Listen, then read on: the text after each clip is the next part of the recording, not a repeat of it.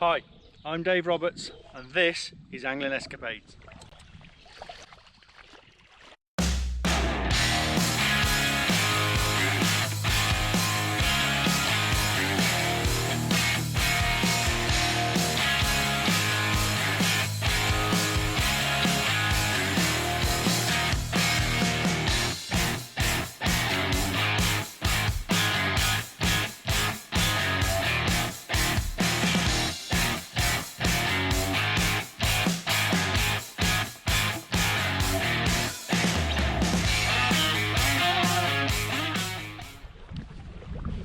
Hi and welcome to Angling Escapades here on the River Wye once again.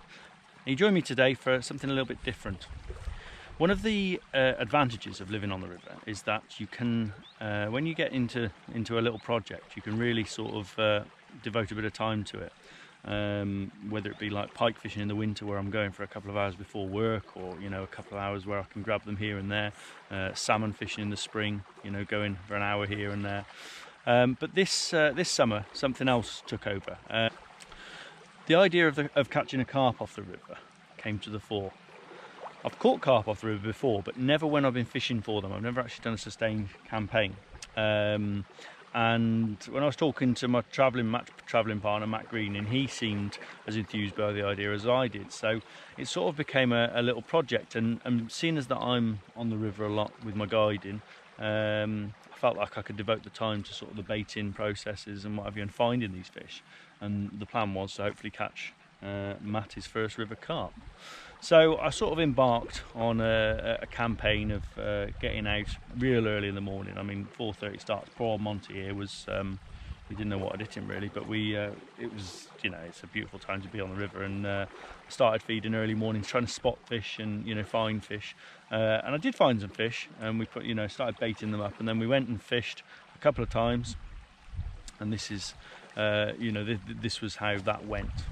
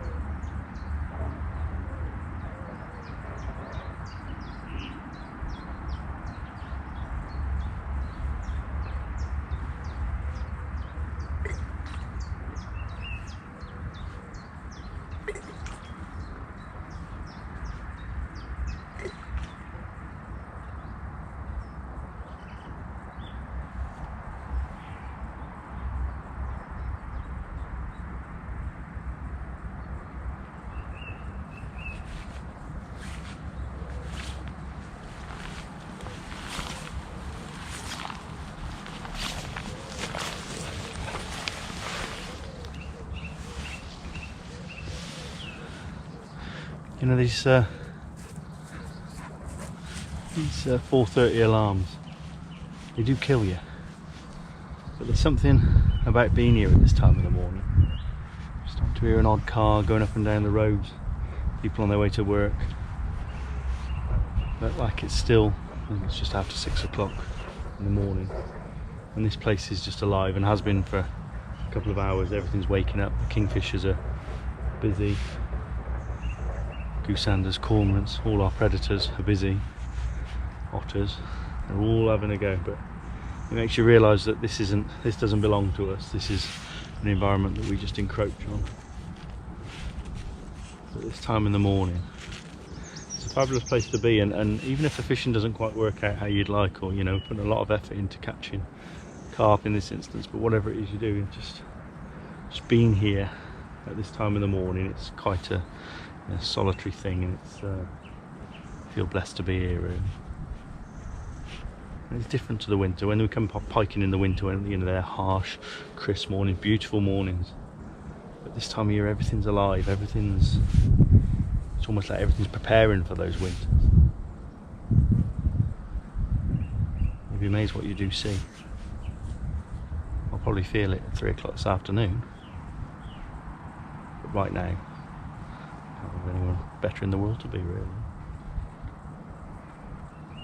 With this, with Angling Escapades, we get a lot of talk about is bucket lists. People trying to tick off their first barbel on the float, things like that. And I'm here with Matt Green, my normal travelling partner from my matches. And what's tonight's bucket list, Matthew? Big old river carp. Big old river carp. Okay. Carp in this, there's more in the River Wye than people realise, and they're actually quite common, but they turn up in matches and things like that, but actually targeting them is quite hard because obviously they move around. You've got flow to contend with. It's not like going on a still water where you can put your bait in, they'll come to your bait. Here you could put your bait in, it can be washed away the next day, and you've also got the likes of chub and barbel that will hoover that bait up as well. So we've been keeping an eye on the river. We've spoken about this before, and something we wanted to do. We've had a quiet weekend, so we didn't go match fishing today, so we've decided to do this evening. I've been putting a bit of bait in down here the last few days, and I have seen some carp, so we're going to give it a go. Nothing's guaranteed, but we've just been keeping things nice and simple. Just boilies, some nice krill and tuna bait tech boilies. Okay, I love the smell of these. I don't really, been involved with the match side of bait tech, I don't really use a lot of the boilies, but since I've been using these, I've really got used to the smell, and every time I smell it, I want to throw a load in. They're brilliant. Other than that, just normal sweet corn. Okay, so we've kept it nice and simple. This is, you know, I've spoken to a lot of great carp anglers, and we get advice. I've caught these carp before. Okay, I'm not a great specimen carp angler, but you know, we keep it nice and simple, and as long as you stick to the basics. And really, it's about location and locating these fish and getting a bait on the bottom. We're using simple gear, just the same carp gear. It's actually the gear I use for my pike fishing in the winter. You know, hair rigs, safety bolt rigs, hair rigs with boilies or corn, and we're going to have a go. And I think if we can, it's not like these heavily fished still waters where these carp are, you know, you need to use fancy rigs and what have you. I'm sure if we can get a bait on the bottom and get some carp feeding, we'll have a chance. So we're going to go and stick some bait in now, catapult and some boilies. We're going to go put some bait in now, and then hopefully the sun will set in an hour or so, and that's when we hope we'll get our chance. So let's see how we get on.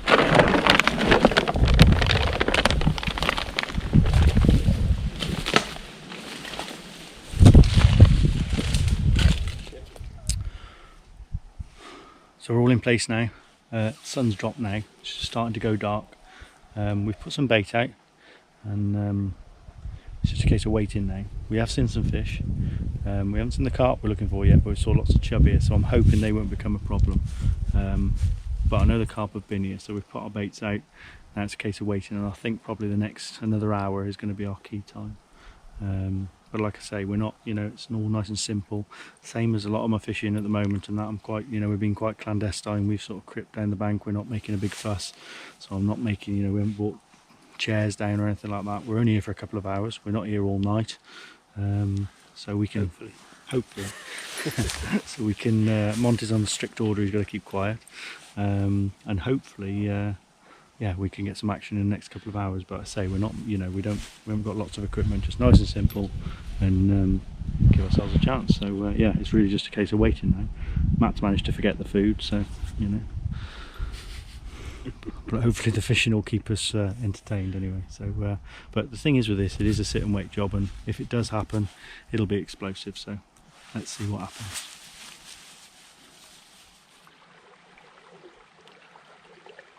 So we went and fished a couple of times without success. We caught chub, but we couldn't catch carp. Now, on the second trip, basically we just got plagued by chub. It sounds daft to say you'd be plagued by chub, but you know, when you're fishing for carp, these chub were coming and taking our baits, and we didn't really know what to do. We'd fed heavily, you know, with boilies, with hemp, trying to get fish down on the bottom, and it was just non-stop. It was just chub after chub, and we just never felt. We felt that we were making too much disturbance, and felt that the carp just weren't getting a look in. So a few days later, I went back and fed some more bait in the same spots, and I decided that maybe PVA bags would be better. I'd noticed that the way these chub were feeding is they were coming onto the bait and they were darting down to the bottom, picking up a bait and going. So they were taking one bait at a time. So I felt that if it maybe a PVA bag with you know, sort of 7 or 8 boilies in, you know, more like a pilot bait really, it would cut down the chances of that happening and maybe just give those baits a little bit longer to go. So I went down. Unfortunately, Matt couldn't make this one, so I went down to have a go. Hi, welcome to the River Wye. Excuse me, I'm talking a bit quietly, but I've come down tonight looking for carp. And these are something I've been feeding a few carp recently, seeing them on the river, and there's something quite special about a river carp. So I've been feeding them in this spot for a while now, and I've seen some tonight, put some bait in earlier. There's been a few sort of muching around over where we fed. Not really getting their heads down properly, but they're there and they're interested. And I just wonder now if as the light starts to fade whether they might have a go. But the only problem is, and I say problem in inverted commas, is when I was here the other night and had a go, there was loads of chub and we were getting pestered by chub. You know, £4 and £5 a piece, taking double 18mm boilies. And I think as the light fades, that's what happens. So I feel like our best chance is probably now. That's why I got the old Didri barlows on, so you can see. And I've seen them coming in and sort of muching around. Yeah, so we're gonna have a go. I had a go with greener last week and got chubbed out, so I'm on my own tonight. So if I do have one, he ain't gonna be very happy. But I just felt we've had some heavy rain today, and I think the river's probably going to come up tomorrow. So I thought it would be a last chance to sort of fish for a while where we can actually see them and feed for them. So we'll see what happens. But yeah, so I think we've definitely got a chance. There's fish here, and they're big fish as well. So let's see what happens. Monty's not very impressed. Doesn't like sitting still, do you, boy? Right, let's see what happens.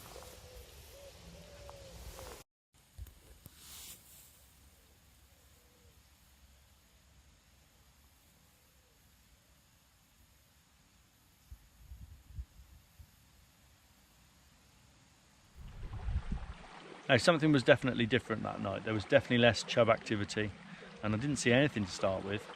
And then slowly but surely I started seeing an odd shape coming in, and I could tell it was these carp that I'd seen before. And they were coming right over my baits, right over where I'd fed, and I really got a feeling something was going to happen. And then it was the light started to fade about 9 o'clock, and I caught a chub after a screaming run, and I thought, oh, here we go. And it carried on, and I caught another sort of 3 or 4 chub, and I'd knocked up a load of PVA bags, and I got to about my last 2, and I thought, when they're gone, I'm going to stop fishing because it just became sort of pointless. And I caught a chub, and I unhooked it, and I put it back as quietly as I could, and I put the PVA bag on and swung it out onto the spot. And as I did that, I just noticed a fish. It was almost dark, and I could just make out this shadow, and it was right over my bait. And I mean, the PVA bag must literally have only just split open, if at all. And this fish, I'd just put the rods down onto the alarm, onto the bite alarms, and it just screamed off. It had literally gone down and taken it, and quite a battle ensued. Now, unfortunately, for respect of the owners of the fishery where I was fishing, I can't show you the exact filming of the actual battle because it showed where we were fishing, and so just to respect their wishes. But I'll leave the sound on, and you can get a taste of what it was like, and then you'll see the fish after.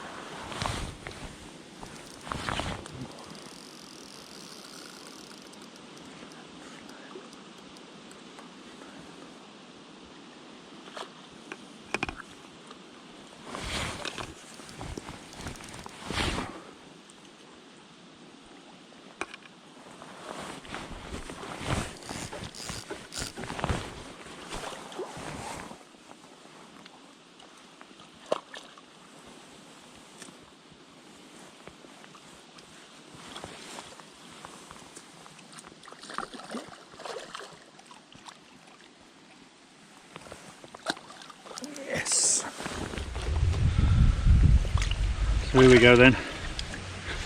Fish is unhooked. I'm just going to give it a little quick weigh. Decent fish, double figure fish. Slip these scales on.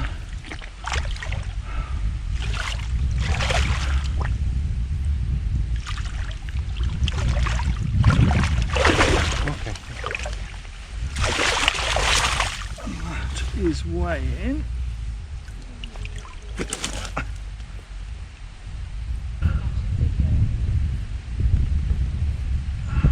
£19, 14 ounces.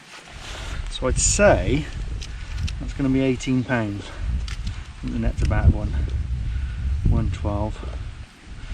£19, 14 ounces. What a stunning fish.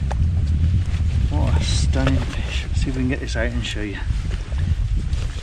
£18, just over £18. Let's have a look at you. Beauty. Oh, what a stunner. Fin up. Beautiful. We didn't have much daylight left, so we'll put it back now. But that's been a bit of a journey, that fish. We've been watching them feeding, been plagued by chub, and I was just about to pack up really, because I'd had 5 chub. And I just dropped the bait back in with a PVA bag, and it must have dropped straight down onto the PVA bag. I'm absolutely buzzing with that one. I don't think Greener's going to be very happy, but you snooze, you lose. Right, back you go.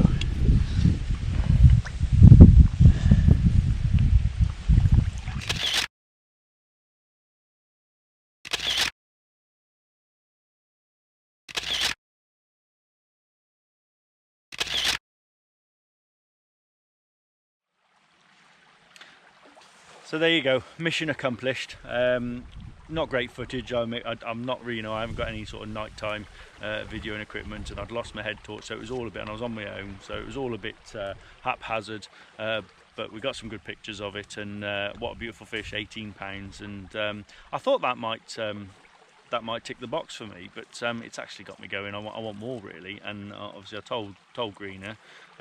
He was gutted he missed it, but he was also happy for me for catching it. But I think our mission now is to catch him one. So we've started again. We're going to leave those fish alone, and we're going to try and find some new fish. So the hunt is back on, and we've started feeding a few new spots. And I actually say I love the process, but once again it's become an obsession. So we'll see how that pans out. But hopefully, I say the next stage is to catch Greener one and find some new fish. So I hope you enjoyed that. I say carp fishing isn't something I do a lot of. I'm by no means an expert on carp fishing. Just so you know, I mean, I'm using the same equipment that I use in the winter for pike fishing. So I haven't had to buy specialist rods for it, anything like that.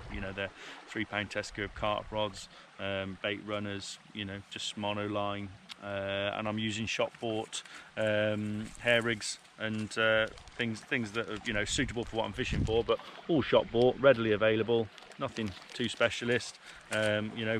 Safety bolt rigs, leads, tubing, normal hair rigs on a sort of your standard carp setup, but stuff that's right for the river. So it's not been an expensive process. I haven't had to go and buy loads of carp gear to do it, and I've had some real good advice for some of the guys, some of the local carp fishermen. They're brilliant at what they do, and they probably do a lot better job than I'm doing. But it just goes to prove once again that simplicity, as with all my fishing, is the way forward. And if you can find some fish and get them feeding on your baits, you've got a chance. So watch this space. If we catch any more, we're going to try, and we'll see you next time for something different again, a new project maybe.